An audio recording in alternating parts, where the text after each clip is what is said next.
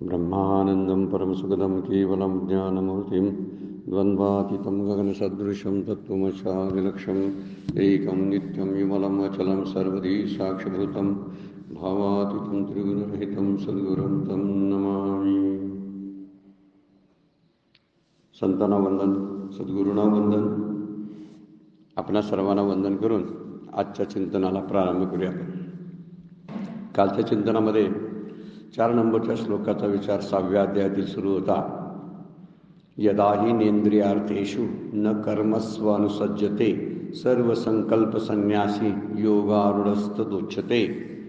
इंद्रियांच्या विषयात आणि कर्मात जो योगी आहे तो आसक्त होत नाही. योगी इंद्रियांच्या विषयात आणि कर्मातही आसक्त होत नाही. सर्व संकल्पाचा त्याग करतो तेव्हा त्याला योगारूढ म्हणतात. 2 गोष्टी सांगितल्या पहिल्या टप्प्यामध्ये.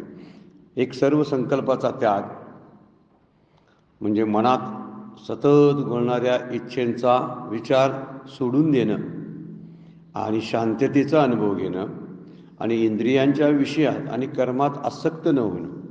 म्हणजे इंद्रियांचे विषय न भोगणं असं काय अशक्य आहे. इंद्रियांचे विषय भोगावे लागतात, पण त्यामधली आसक्ती टाकून भोगावे लागतात. आणि दुसरी गोष्ट, कर्माची सुद्धा आसक्ती असते आणि त्या कर्माच्या आसक्तीतून सुद्धा बाहेर पडायला पाहिजे असं आपल्याला गीता सांगते. माऊलीने फार सुंदर भाष्य त्यावरती केलेलं आहे.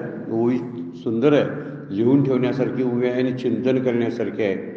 तरी जयाची या इंद्रियाची या घरा नाही विषयांची या येरझारा, जो आत्मबोधाच्या ओवरा पहुडला असे.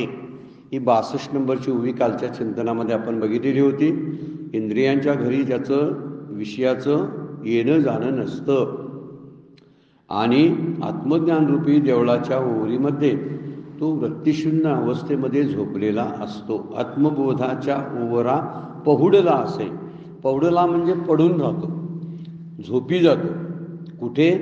तर आत्मस्वरूपाच्या मंदिरामध्ये, आत्मज्ञानरूपी मंदिरामध्ये, त्या ओवरीमध्ये तो झोपी जातो. आणि कोणत्या स्थितीमध्ये? वृत्तिशून्य अवस्थेमध्ये. वृत्तिशून्य शब्दाचा अर्थ आहे वरती श्लोकात सांगितलेला आहे. संकल्परहित वृत्ती जी असते त्या वृत्तीरहित त्याला वृत्तिशून्य अवस्था असं म्हटलेलं आहे. तर या वृत्तिशून्य अवस्थेमध्ये तो आनंदाची आणि शांततेची झोप घेतो. झोप घेतो म्हणजे जसं आपण फिजिकली झोपतो अशा अर्थाचं झोप घेतो असा अर्थ नाही आहे त्यामध्ये. तर तो आनंदाचा आणि सुखाचा, ज्ञानाचा अनुभव घेतो. हे वर्णन सांगायला चालू केलेलं आहे. त्यामुळं या इंद्रिय आणि विषय यांचे संबंध जे असतात नित्य असतात, रोजचे असतात, क्षणाक्षणाला असतं.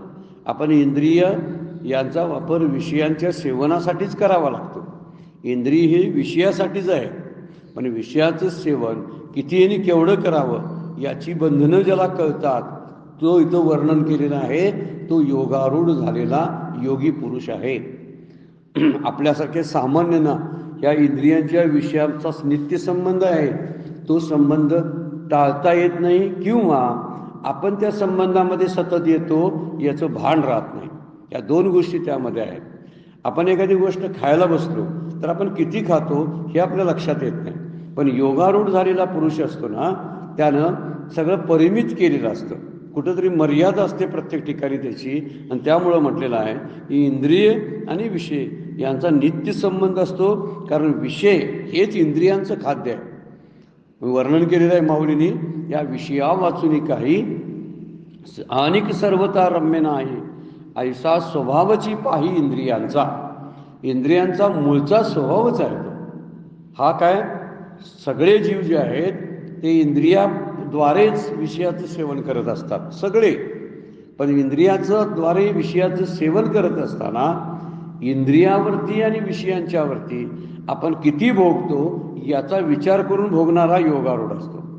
म्हणून इथं म्हणले रम्य दुसरं काही वाटत नाही. भगवंताचं नामस्मरण रम्य वाटत नाही. तत्वचिंतन करायला आवडत नाही. मग काय आवडतं? तर इंद्रियापासून मिळणारे जे विषय आहेत त्या विषयाच्या सेवनामध्ये त्याचा मन रमलेलं असतं. माऊलींची आणखीन एक ओवी आपण पुन्हा पुन्हा ती ओवी बघतोय. विषय विषयाचा परिपाडू गोड परमार्थ लागे कडू, कडू विषय तो गोडू जीवाशी झाला.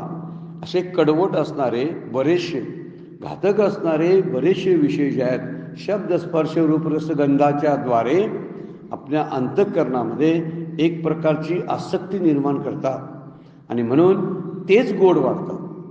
विषय विषयाचा परिपाडू, गोड परमार्थ लागे कडू. नाम घ्यायला कडवट वाटतं, तत्वाचं चिंतन करायला कडवट वाटतं, ग्रंथ वाचायला अभ्यास करायला नको वाटतं. हे इंद्रियांच्या आणि विषयांच्या संबंधामध्ये म्हणजे विषय आपल्यावर स्वार झाले असा त्याचा अर्थ आहे. आणि योगारूढ असतात ना, ते इंद्रिय आणि अंतःकरणावरती स्वार असतात. योगारूढ होणं म्हणजे त्या इंद्रियांना किंवा अंतःकरणाला मनबुद्धीला वश करणं आहे. हा योगारूढचा मूळ विषय आहे. त्यामुळे इंद्रियांची दारे बंद करावीत असं वर्णन माऊलीच्या एका ओळीमध्ये आलेलं आहे. इंद्रिया देऊनी कवाड हृदय भोगी. इंद्रियांची दारं बंद करणं शब्दाचा अर्थ तोंड मिटवून घेणं, कान बंद करणं, डोळे मिटणे असे अर्थाने नाही. तर डोळ्याला द्यायचा जो विषय आहे तो किती द्यायचा, कानाला द्यायचा विषय आहे तो किती द्यायचा, याची बंधनं तयार करणं, याचे नियमावली तयार करणं म्हणजेच इंद्रियांची दारं बंद करणं आहे.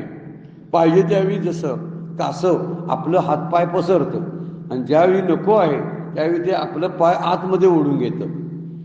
ह्या कासवाचं उदाहरण आपल्या दुसऱ्या अध्यायामध्ये आपण बघितलेलं आहे की ते कासव जे आहे ना, योग्य वेळी म्हणजे जेव्हा विषय सेवन करायचे असतात तेव्हा ते बरोबर उघडतं, आपलं बाहेर पडतं. इतर वेळी मात्र ते बंद करतं. आपल्याला माणसांना ते करायला जमत नाही. त्यामुळं नेहमी बाहेरचं ग्रास्प करायची सवय इंद्रियांना लागलेली असते आणि त्यामध्ये बाहेरचं पकडत असतात.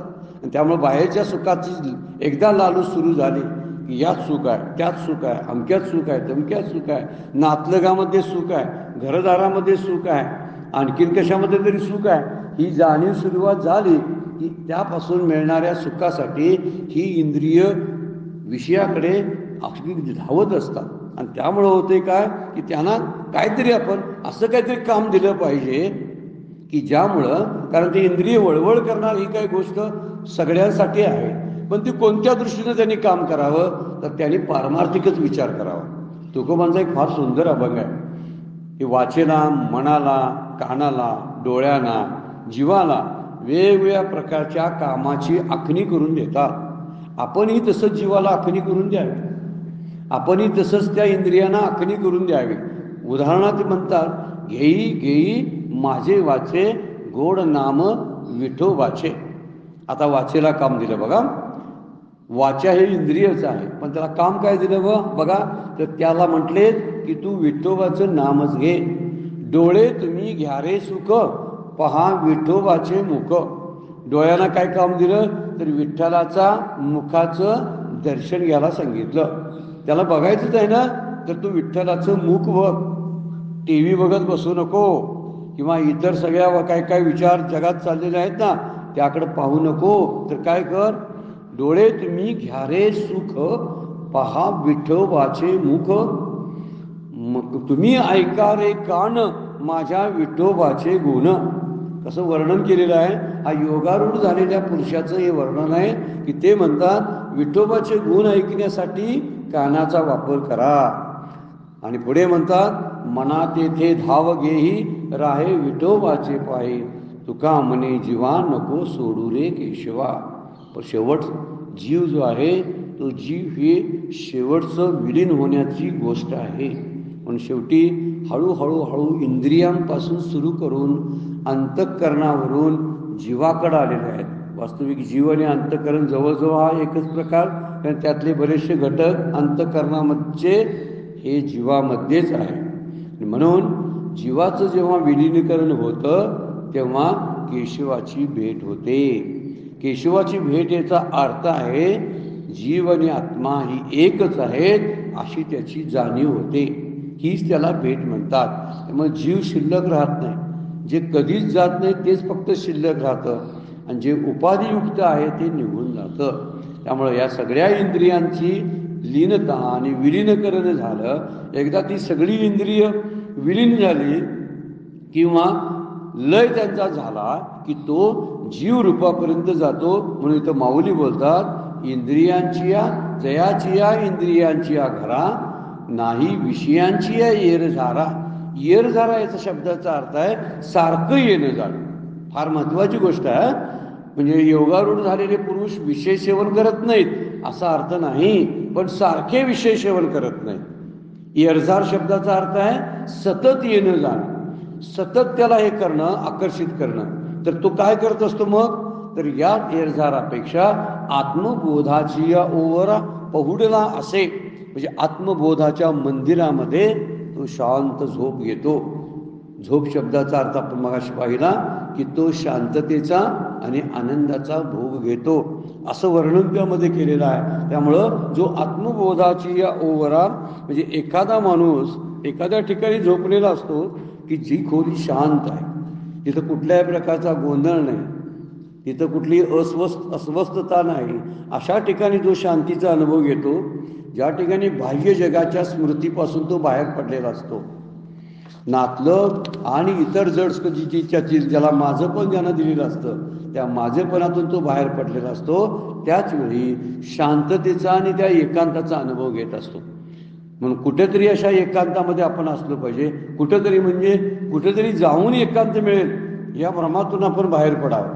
एकांत हा आतमध्ये अंतकरणामध्ये असतो. म्हणून म्हटलेलं आहे आत्मबोधाच्या ओवरा. ओवरा म्हणजे त्या ठिकाणावर पहुडला म्हणजे झोपलेला असतो. तुकाराम महाराज म्हणतात, तुका म्हणे आम्हा एकांताचा वास, ब्रह्मी ब्रह्मरस सेवू सदा. काय म्हणतात? ब्रह्मी ब्रह्मरस सेवू सदा. आम्ही सतत ब्रह्मरसाचा अनुभव घेतो. की कुठे जाऊन?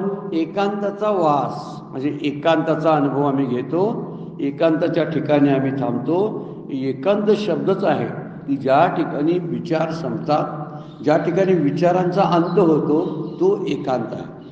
शेवटपर्यंत राहिलेला जो असतो ना, अगदी अहम ब्रह्मास्मी हा सुद्धा विचार आहे.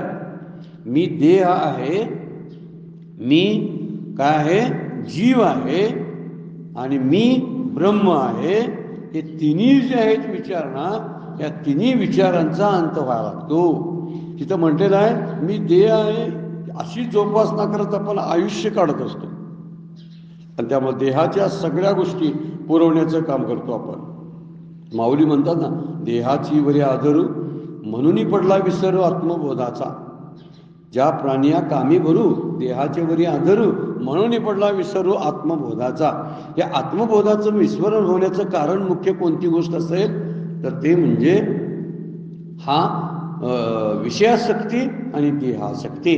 आणि इथं जरी म्हणतात काय तर देह मी आहे, नंतर पुढे जाऊन तो म्हणतो की मी कोण आहे? जीव मी आहे. त्याच्याही पुढे जाऊन म्हणतो मी ब्रह्म आहे. यापैकी तो काहीच नसतो, तो तोच असतो. मी ब्रह्म आहे असं म्हणायची वेळ लागत नाही. मी जीव आहे म्हणणं चुकीचंच आहे आणि मी देह आहे हे तरी पामराचं लक्षण आहे असं शास्त्र सांगतं आपल्याला. त्यामुळे देहाच्या पलीकडे जाणं आपल्याला जमतच नाही. देहासह आणि इंद्रियांच्या संबंधात आपण वावरत असतो दिवसभर. 24 तास देह इंद्रिय विषय या त्रिकुटीच्या माध्यमातून आपण विषयासक्त होत असतो आणि आपण काय करायला लागलोय याची जाणीव आपल्याला राहत नाही. म्हणून एकांत स्थान हे जो शब्द ओवरा असा शब्द वापरलाय ना, तो ओवरा म्हणजे एकांत स्थळ की ज्या ठिकाणी तो निद्रेत असतो. ही निद्रा या शब्दाचा अर्थ आहे स्वस्वरूपाची निद्रा. स्वरूप निद्रेमध्ये तो पोहडलेला असतो. त्यामुळे इंद्रिय भोगापासून अंतःकरण दूर ठेवणं हे साधायला कठीण असलं तरी आवश्यक बाब आहे. मात्र नेहमी हा विचार करणं फार गरजेचं आहे. हे मात्र कठीण आहे. मात्र सगळ्या भोगापासून अंतःकरण दूर ठेवणं ही कठीण गोष्ट असली तरी मात्र आवश्यक आहे आपल्या शांतीसाठी, समाधानासाठी. शांती समाधान यालाच भगवंताची प्राप्ती म्हणतात. अन्य भगवंत कुठं काय मिळत नाही, भेटायला येत नाही. भगवंत कोण असेल तर तो म्हणजे भगवंत कोण असेल तर भगवंत म्हणजे शांती समाधान यालाच भगवंत म्हणलेला आहे.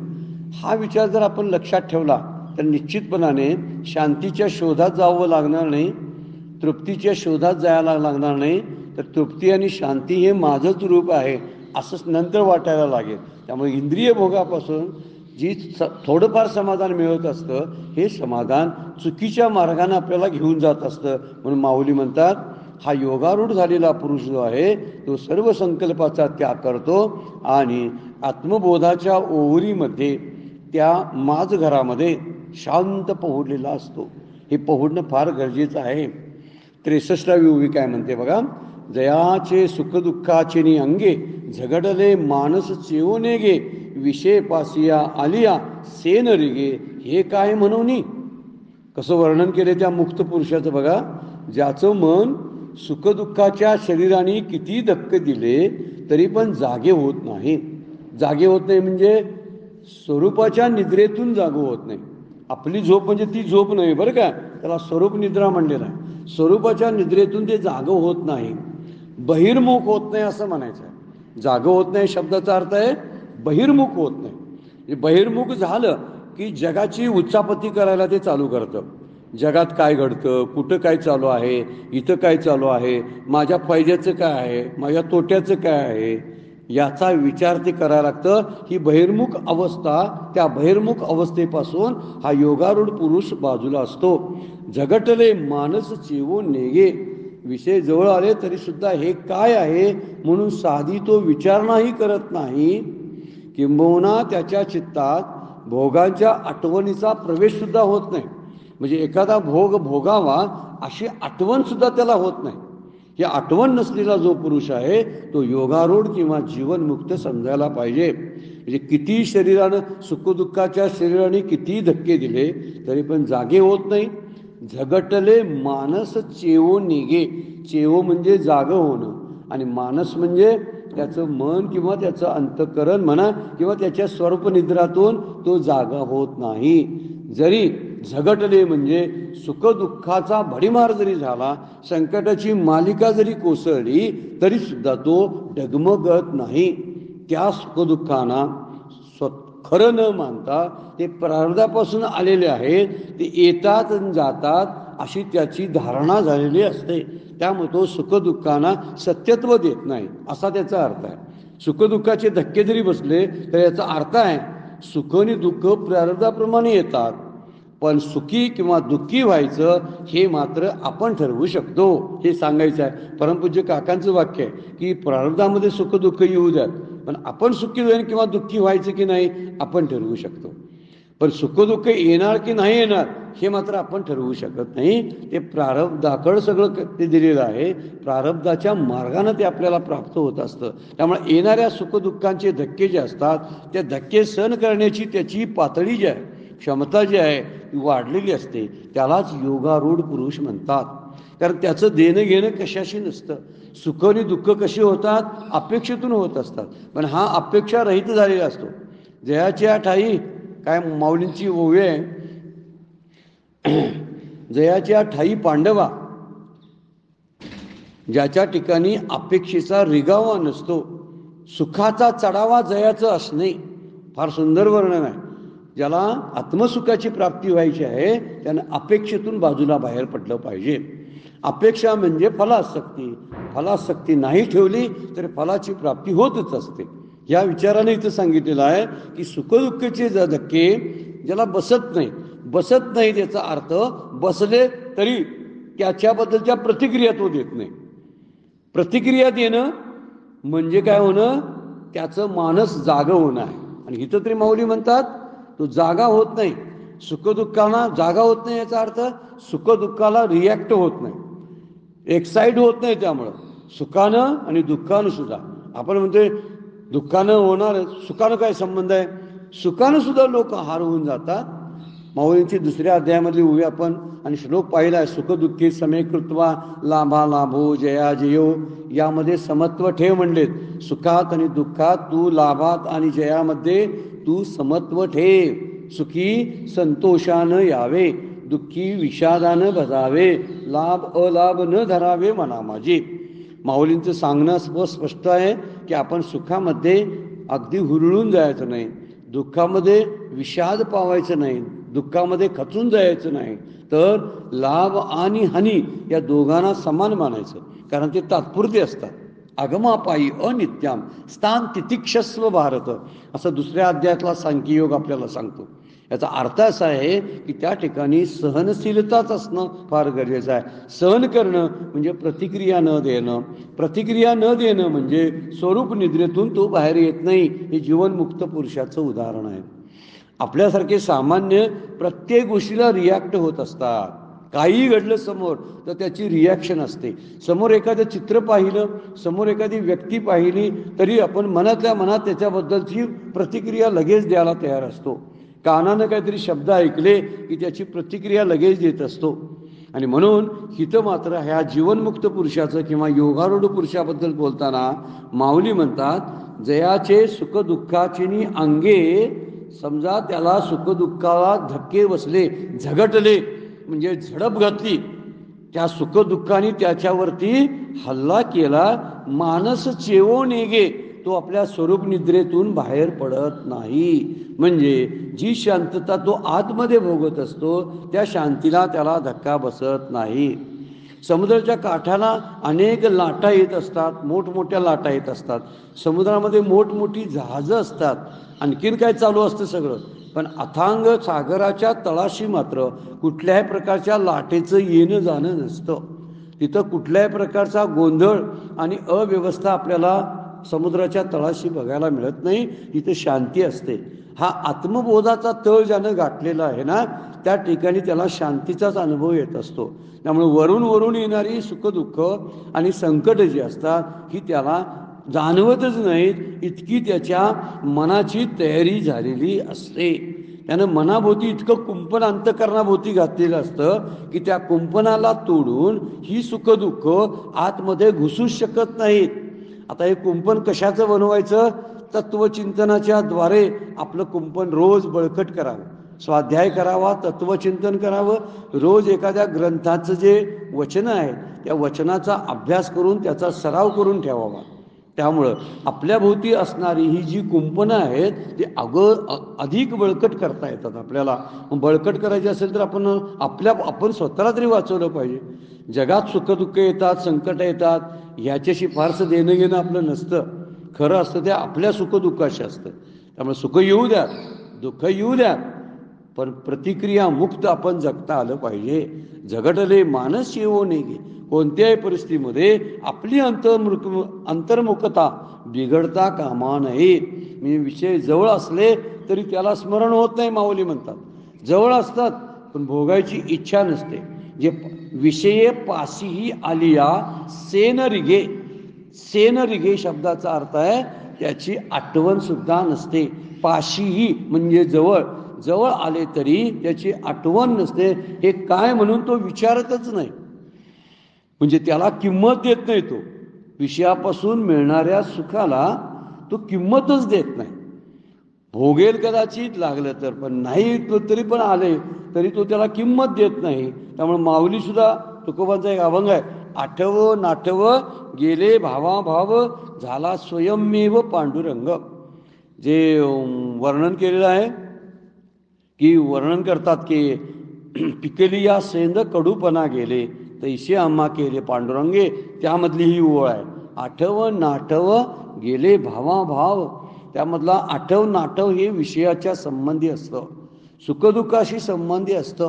सुख आणि दुःख याचा आठव राहतो. भूतकाळामधला सुखांचा आणि दुःखांचं स्मरण राहतं. भविष्यकाळामधल्या सुखाबद्दलची अभिलाषा राहते. भविष्यकाळातल्या दुःखाचं भय राहतं. किती टप्पे आहेत बघा. भविष्यकाळात मला काहीतरी सामोरं जायला लागेल याची भीती वाटत असते जीवाला, आणि ही भीती योगारूढ पुरुषाला नसते. मात्र पुढे काय होईल, आठव नाठव गेले भाव, आता काय मागील काय आठवण कुठली राहत नाही. मागच्या वेळा आपण बघितलंय, जेथे पुढील पैसे पारुके मागिले स्मरावे ते ठाके, ह्या दोन गोष्टी त्याच्यामध्ये घडतात. त्यामुळं विषय पाशी जरी आला, जवळ आला तरी त्याला तो ती किंमत देत नाही. असा हा योगारूढ पुरुष असतो. त्यामुळे झगटले माणस चेवो नये, सुखदुःखे प्रारब्धाने येतात. त्यामुळं अंतःकरण त्याचं सुखी किंवा दुःखी होत नाही. माऊलींचीच ओवी आहे बघा दुसऱ्या अध्यायामध्ये. नाना दुःखी प्राप्ती जयाशी उद्वेग नाही चित्ती आणि सुखाची आरती आड पाहिजे ना. सुखाची आरती म्हणजे सुखभोगासाठी त्याची स्पृहा शिल्लक राहिलेली नसते. दुःखेषु अनुद्वेगन म्हणा सुखेषु विगत स्पृहा. ज्यावेळी स्थितप्रज्ञांची लक्षणं जी सांगितली दुसऱ्या अध्यायामध्ये ना, हे दुसरं लक्षण सांगताना गीताकार म्हणतात दुःखेषु अनुद्विग्न म्हणा. दुःखामुळं त्याला उद्वेग येत नाही, त्याचं विषण्णता नसते त्याच्याकडे दुःखामुळे. आणि सुखेषु विगत स्पृहा, सुख भोगण्याची स्पृहा त्याची नष्ट झालेली असते. त्याला स्थितप्रज्ञ म्हणायचं, त्याला इथल्या भाषेमध्ये योगारूढ म्हणायचं. प्रत्येक अध्यायामध्ये या जीवनमुक्तांची नावं बदललेली आहेत. कधी योगारूढ माऊली म्हणतात त्यांना, कधी जीवनमुक्त म्हणतात, कधी त्याला ज्ञानी म्हणतात. पण हे सगळे जे शब्द आहेत ते एका अर्थानं वापरलेले आहेत. नाना दुःख प्राप्ती जयासो उद्वेग नाही चित्ती. उद्वेग करून का उपयोग होत नाही याचा त्याचा निश्चय झालेला असतो. वाहिला उद्वेग दुःखची केवळ भोगणे ते फळ संचिताचे. संचिताप्रमाणे वाट्याला आलेल्या गोष्टी सगळ्या घडत असतात आणि त्या घडणाऱ्या गोष्टीकडं तटस्थ बुद्धीनं पाहता येणं फार कठीण गोष्ट असते बरं काय. ज्यांच्यावर ते प्रसंग येतात त्यांना शिकवायला चांगलं आहे मात्र, पण ज्यांच्यावर खरे प्रसंग येतात त्यांच्या अनुभवात मात्र वेगळं असतं. हा फार महत्त्वाचा आहे. मी सारखा असा आजारीच का पडतो, माझ्यावर असे सगळे काय काय रोगाचे घाले का पडतात, आता त्याला काय उत्तर द्यायचं सांगा बघू. मला सारखं परमपूज्य काकांच्याकडे एक व्यक्ती आली होती आणि ते म्हणतात मला कावीळ झालेली आहे, बरेच दिवस झालं माझी कावीळ बरी होत नाही, मग ती बरी व्हायसाठी माझ्या डोक्यावर हात ठेवा. काका म्हणजे असं डोक्यावर हात ठेवून उपयोग नाही, तू डॉक्टरांचाच डोक्यावर हात ठेवून घे जा, म्हणजे डॉक्टर तुला आशीर्वाद देतील. कोणत्याद्वारे? औषधाच्या द्वारे. तू डॉक्टरांच्याकडनं औषध घे जा ना. ही प्रारब्धाचे भोग आहेत. तुझं आजारपण जे आहेत, इतर जशा घटना प्रारब्धामध्ये घडतात तसं आजारपण सुद्धा ही प्रारब्धाची, कारण देह आहे त्या देहाला प्रारब्ध आहे आणि आजार हे देहाशी संबंधित असतात. मग ते काय सद्गुरू आणि शास्त्र आणि देव आजारपण काय घालवणार आहेत? असणारच आहेत. फक्त त्याची डागडुजी आपण करतो, त्याची मलमपट्टी फक्त करतो, या पलीकडे आपण त्याचं काही करू शकत नाही. आणि म्हणून जी जी सुखदुःखे प्रारब्धानं प्राप्त झालेली असतात ती येता जाता तो त्यांच्याकडं त्रयस्थ बुद्धीने पाहतो. म्हणून नाना दुःखी प्राप्ती जयाशी उद्वेग नाही चित्ती. आणि इथं माऊली म्हणतात जयाचे सुखदुःखाचे अंगे झगटले मानसची ओ नेगे. त्याच्यावर सुखदुःखाचा तीळ मात्रही परिणाम होत नाही, इतकं त्याचं दगडासारखं हृदय झालेलं असतं. दगडासारखं हृदय म्हणजे क्रूर नव्हे, निर्दयी नव्हे बरं का. तो फार प्रेमळ असतो, पण तरी सुद्धा तो कसा असतो तर सुखदुःखाला मात्र विचारत नाही. विषय जरी जवळ आले तर त्याची त्याला आठवण नसते. विषय पाशीही आलिया सेन रिगे, हे काय म्हणून त्या काय आहेत याची आठवणी त्याला नसते. म्हणजे भोक्तृत्वातून तो बाहेर पडलेला असतो. त्यामुळे सुखदुःख म्हणजे अनुकूल आणि प्रतिकूल संवेदनामध्ये राहणं. म्हणून कर्म करणं किंवा कर्म न करणं याच्याबद्दलचा त्याचा असणारा आग्रह संपतो. आमचा मात्र माझा आग्रह असतो मी हेच करणार आहे, मी तेच करणार आहे, मला हे आवडत नाही, मला ते आवडत नाही, असा माझा आग्रह असतो. पण योगारूढ झालेल्या पुरुषाचा कोणत्याही प्रकारचा आग्रह राहत नाही. मी हेच कर्म करणार आणि हे कर्म मी टाकणार, असं टाकणारही म्हणत नाही आणि घेणारही म्हणत नाही. त्यामुळे वरती वर्णन करताना म्हणलेलं आहे की तो इंद्रियामध्ये असतो परंतु कर्मामध्ये सुद्धा इंद्रियाच्या विषयामध्ये वावरत असतो, पण कर्मामध्ये आसक्त होत नाही, विषयामध्ये आसक्त होत नाही. विषय जवळ असतील ते लांब जाऊ शकत नाहीत. बोलण्याला विषय लागतो, ऐकण्यासाठी विषय आहे, स्पर्श करण्यासाठी विषय आहे. मग दिवसभर आपण बोलतो, ऐकतो, पाहतो, स्पर्श करतो, हे सगळे विषयच भोगतोय की नाही? भोगतो, पण त्याबद्दलच्या ज्या आठवणी आहेत त्या आठवणीपासून तो बाजूला जातो. त्यामुळं त्याला भोक्तृत्व म्हणतात बरं का. ज्यावेळी विषय आणि इंद्रिय यांचा संग चालू असतो म्हणजे जवळ येतात, म्हणजे माझे डोळे आणि डोळे पाहण्याची एक वस्तू यांची जवळजवळ जवळीकता येते, त्यामध्ये अडकणं ज्याला म्हणतात, गुंतणं ज्याला म्हणतात, त्याला भोक्तृत्व म्हणतात. म्हणजे मी एक सुंदर असं दृश्य पाहायला लागलो, त्या दृश्यामध्ये मी स्वतःला हरवून जर गेलो तर त्याला म्हणायचं मी त्याचा भोग घेत आहे. आणि हे भोक्तृत्व पुढे आपल्याला आठवण देतं. अमक्या ठिकाणी मी सुंदर दृश्य पाहिलं होतं, अमक्या ठिकाणी मी एक चांगला पदार्थ चाखला होता, त्या पदार्थाची आठवण राहते. इथं माऊली म्हणतात विषय पाशिया आलिया से न रिगे. से म्हणजे आठवण, न रिगे म्हणजे राहत नाही. हे काय म्हणून हे काय आहेत अशी ओळखच नसते त्याला त्या विषयाबद्दलची, असा तो बोलतो. म्हणजे सुखदुःख अनुकूल प्रतिकूल ज्या गोष्टी घडतात याविषयी त्याला तो सत्यत्व बुद्धी देत नाही. किंवा विषय आणि वस्तूंना सत्यत्व बुद्धी दिल्यामुळंच आपल्याला प्रिय आणि अप्रिय वाटतं. एखाद्या वस्तूला आपण खरं मानतो, शब्दाला खरं मानतो, म्हणून आपल्याला त्या विषयाबद्दलची सत्यत्व बुद्धीच जात नाही. आणि जोपर्यंत विषय सत्य वाढतात, विषय शब्दाचा अर्थ आहे विषयाशी संबंधित असणारं सगळं जग, हे जग सत्य वाटतं असा मोठा विचार वेदांत शास्त्रानं मांडलेला आहे. बोलण्यासाठी चांगला आहे, वाचण्यासाठी चांगला आहे, पण जगाच्या पेक्षा आपल्या जवळ यावं आणि विषयामधलं सत्यत्व आहे ना, जगामधलं सत्यत्व काढायला फार वेळ लागेल कदाचित.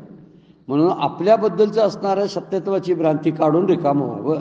ते विषय सत्यत्व जे आहेत हे प्रिय आणि अप्रिय वृत्तीतूनच निर्माण होत असतात. म्हणून गरजेने एखादी वस्तूची आसक्ती वाढत नाही. आपल्याकडे गरज असते, खायला लागते ना पोटाला, ही काय आसक्ती म्हणायची काय? किंवा मी ग्रंथ वाचायला लागलो आणि डोळे वापरायला लागलो, माझे इंद्रिय आणि ग्रंथ यांची एकत्रपणा सुरू झाला, तर त्यावेळी त्याचा अर्थ काय मी भोगायला लागलो असा अर्थ नाही होत त्याचा. हा मुद्दा महत्त्वाचा आहे, कारण ती गरज असते. काही वेळा ऐकणं ही गरज आहे, पाहणं ही गरज आहे, खाणं ही गरज आहे. गरज असते तोपर्यंत आसक्ती नसते.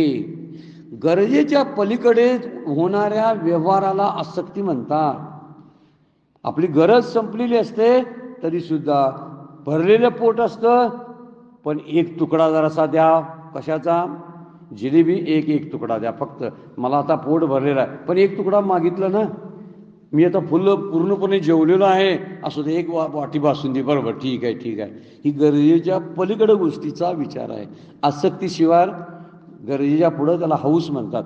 परमपूज्य मंदाताईंनी तो शब्द वापरलेला आहे. गरज आणि हौस याच्यातली जी सीमारेषा असते ती फार धूसर असते. चैनी करणं आणि गरज भागवणं यातली जी मर्यादा आहे ही ज्याला सांभाळता येते ना, त्याला योगारूढ पुरुष म्हणतात.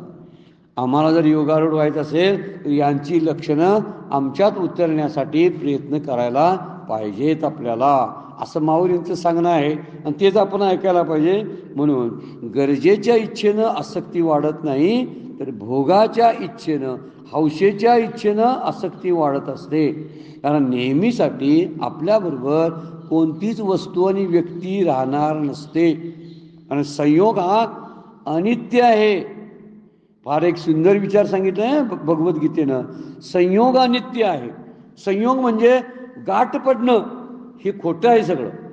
माझी त्याची गाठ आहे ना, हे खोटेपणा. अनित्य आहे म्हणजे जास्त काळ न टिकणार आहे. खोटं शब्दाचा अर्थ आहे अनित्य आहे. अनित्य म्हणजे जे सतत नसतं ते, नित्य नसतं ते अनित्य. तर त्या अनित्यचा संयोग म्हटलेला आहे. संयोग हा अनित्य असतो. पण पुढचा मुद्दा, वियोग हा नित्य असतो. वियोग आहे म्हणून सृष्टी चाललेली आहे. वियोग म्हणजे ताटातूट. आणि जीवाचा आणि आत्म्याचा नेहमी वियोग होऊ शकत नाही. येथे नसता वियोग लाभालाभ, काय माऊलींचं तुकोबांचा अभंग आहे, लाभावरे काय मग. येथे नसता वियोग, कुठं वियोग होत नाही. जीवाला जे ब्रह्मत्व आहे ना, त्या ठिकाणी वियोग नसतो. सतत एकरूपता असते, वियोग होतच नाही त्याचा. वियोग जो होणारी घटना आहे ना, जग, माझा आणि जगाचा वियोग होणार आहे, माझा आणि इंद्रियांचा वियोग होणार आहे, माझा आणि माझ्या माणसांचा, जवळच्या माणसांचा वियोग होणार आहे, माझं घर आणि मी त्याचा वियोग होणार आहे. कारण वियोग हा नित्य मानलेला आहे, संयोग नित्य नाही. संयोग होतो आणि वियोग मात्र ठरलेलाच आहे. जन्म जसा आहे तसा मृत्यू हा सुद्धा वियोगच आहे. मृत्यू हा शरीरापासून आपल्याला दूर काढून घेऊन जातो, म्हणून त्यामध्ये नित्य म्हटलेला आहे वियोगाला. माऊली बोलतात या सुखदुःखाला जो शांतपणे सामोरं जातो ना, यासाठी भगवंताची मदत घ्यावी, श्रीगुरूंची मदत घ्यावी. आणि जर बुद्धी चांगली असेल ना तर तत्वचिंतनाच्या द्वारे या सुखदुःखांना बाधित करून जगावं. मार्ग अनेक आहेत बरं का. सुखदुःख येतात त्याच्याकडे तटस्थ वृत्तीनं पाहावं. सुखदुःख येतात त्यावेळी भगवंताशी एकरूप आपण व्हावं भक्तीच्या द्वारे. आणि सुखदुःख येतात ही अनित्य आहेत, येणारी जाणारी आहेत, त्यांना बाधित करून जगणं हे ज्ञानयोगाचा प्रांत आहे. कुठल्या तरी मार्गानं आपण या सुखदुःखांना अनित्यत्व दिलंच पाहिजे, त्याशिवाय आपल्याला शांतीचा अनुभव येत नाही. योगारूढ झालेले पुरुष जे असतात त्यांच्याही जीवनामध्ये सुखदुःख येत असतात. परमपूज्य काका म्हणतात लाट येऊ दे, लाट येणारच, लाटा येणार आहेत, पण त्याचा तरंग उमटू देऊ नये आपल्या चित्तावरती. मग लाटा येतात परंतु आणि एक म्हणतात छोटे छोटे तरंग येतात, काहीतरी छोट्या छोट्या घटना घडतात, त्याचा बाऊ करू नये, म्हणजे तरंगाची लाट होऊ देऊ नये. दोन गोष्टी फार महत्त्वाच्या आहेत. हे जे आहे ना, आपणच तरंगाला लाटेचं स्वरूप देतो. आणि बऱ्याच वेळा होतं काय की छोटीशी गोष्ट असते आणि मोठी गोष्ट आपण त्याची बनवतो आणि म्हणून आपण दुःखाला आणि सुखाला सामोरे जातो, असं माऊली बोलतात. 64 नंबरची उभी आहे बघा. इंद्रिय कर्माच्या ठाई वाढिनली परी कही, फळ हेतूची चाड नाही अंतःकरणी. बघा, इंद्रिय कर्माच्या जागेवर लहानाची मोठी होऊन वाढली, इंद्रिय वाढतात, पण कर्म करण्यातच इंद्रियाचं आयुष्य गेलेलं असतं, सगळं कर्म करणार. पण योगारूढ झाल्यानंतर पुन्हा केव्हाही फळ आणि त्याचं साधन कर्म याची इच्छा मनात राहत नाही. सतत आयुष्यावर कर्म किती करत राहायचं, म्हणजे तो कर्मासक्त होत नाही. म्हणजे कर्म थांबवायला पाहिजे. कर्मफळाची इच्छा नसल्याने कर्म करण्याची सुद्धा प्रवृत्ती वाढत नाही, त्याला फारसं लागतच नाही, गरजेपुरतं तो सगळं करत असतो. त्यामुळं अधिक कर्म करण्याची, अधिक कर्म शब्द जिथं वारले, कर्माची आसक्ती टाकणे म्हणजे उच्चापती टाकणं, उपद्व्याप बंद करणं. परमपूज्य काका म्हणतात कर्म केलं पाहिजे पण कर्मातली आसक्ती टाकली पाहिजे. म्हणजे व्याप करावे लागतात पण उपद्व्याप आपल्याला त्रास देतात. अधिक केलेलं जेवढं जेवढं म्हणून असतं ना ते कर्माच्या आसक्तीतून होत असतं. आणि माऊली म्हणतात फळाची इच्छा नसल्यामुळं हा जो योगारूढ पुरुष आहे ना, तो कर्म करण्याकडे त्याची प्रवृत्तीच बंद होते. पडून राहीन ते टाई उगाच संतांचंही पाय, न मागे न करी काही तुझी आन गा विठोबा, तुकाराम महाराज बोलतात. याचा अर्थ असा आहे की मी पडून राहीन, संतांच्या तत्वज्ञानाच्या चिंतनामध्ये मी पडून राहीन, सद्गुरूंनी दिलेल्या उपदेशाच्या चिंतनामध्ये मी पडून राहीन, त्याचं चिंतन करत बसेन. का, आता पोट भरून झालंय, पोट भरायसाठी मी काम केलं, तेवढं गरजेपुरतं झालं, आता आणि परत कशाला काम करू, म्हणजे कर्मासक्ती संपले. इथं शब्द वापरला ना, श्लोकामध्ये सुद्धा वापरला. त्या श्लोकाची ओळ जी इथं आहे ती इंद्रिय कर्माच्या ठाई वाढेनली परी कही फळ हेतू वाचून चाड नाही. म्हणजे फळ हेतूबद्दलचं त्याचं देणं घेणं नसतं. चाड म्हणजे इच्छा, फळाच्या हेतूची इच्छा संपलेली असते अंतःकरणातली, आणि म्हणून तो शांत झालेला असतो. योगारूढ झाल्यानं अनावश्यक असणाऱ्या ज्या इच्छा आहेत त्या सगळ्या संपून जातात.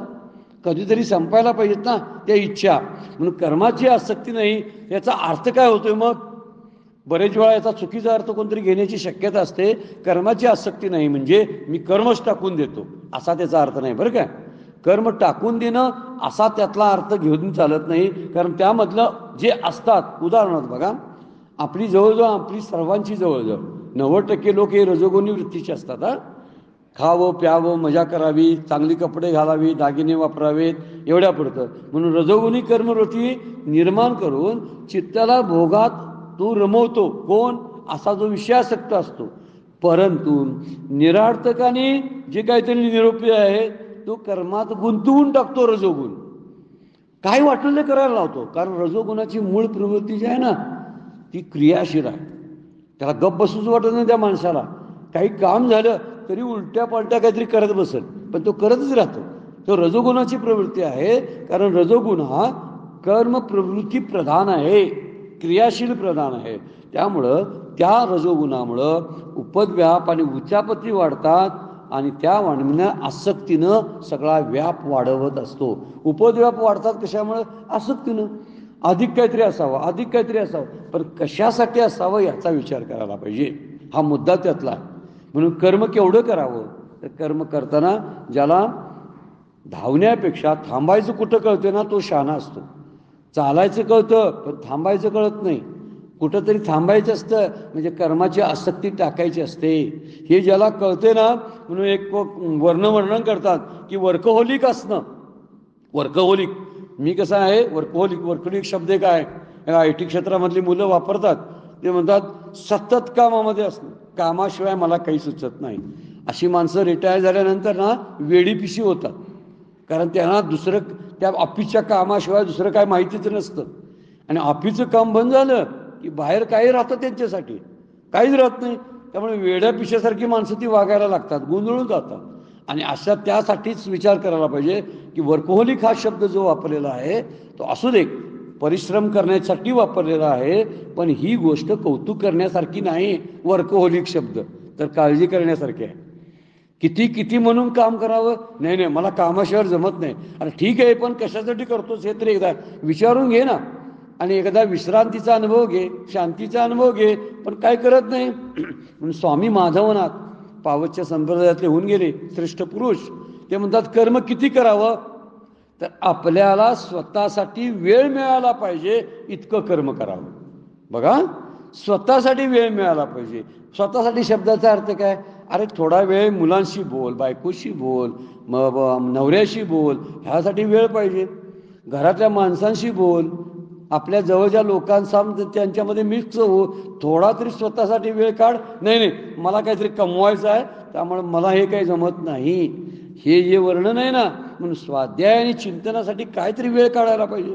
ज्ञानेश्वरी वाचायला वेळ नाही, कारण मी वर्कहोलिक आहे ना, मी सतत कामात असतो, कष्टात असतो. म्हणून कुठं कधी थांबायचं हे समजलं पाहिजे.